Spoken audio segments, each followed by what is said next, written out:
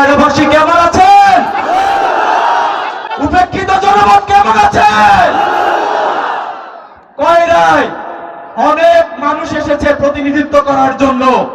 এক এক প্রকল্প থেকে এক একটা বাড়ি বানিয়ে নিজের পকেট ভরে এখান থেকে বিদায় নিয়েছে।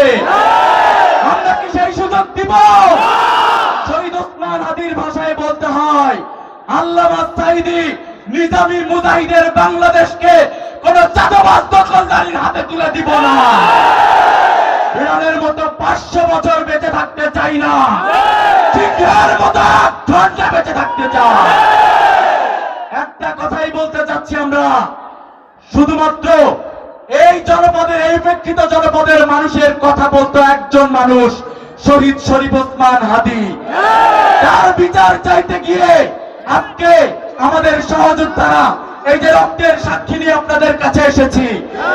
আজকে আমাদের যিনি এমপি ক্যান্ডিডেট আছেন, আমরা চাই তার জায়গা থেকে প্রথম উদ্যোগ হবে শহীদ শরীফ ওসমান হাদির হত্যার বিচার নিয়ে। সাথে সাথে আপনাদের প্রতি একটা অনুরোধ থাকবে, গণভোটে অবশ্যই হ্যাঁকে জয়যুক্ত করতে হবে।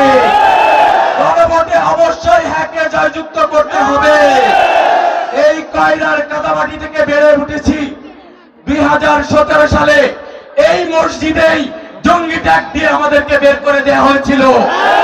আজকে সেই মাঠে হাজার হাজার ছাত্র জনতা আপনারা যেভাবে বরণ করে নিলেন, আজকে যারা এখানে আয়োজন করেছে, সমাবেশের আয়োজন করেছে, আজকে খুব কাকতালীয় ভাবে, আজকে আমার তারিখটা এভাবেই পড়ে গিয়েছিল, কাকতালীয় ভাবে এসেছিলাম। আপনারা যেই সম্মানটা দিয়েছেন, সেই 2017 সালে আমি আবার ফিরে গিয়েছি।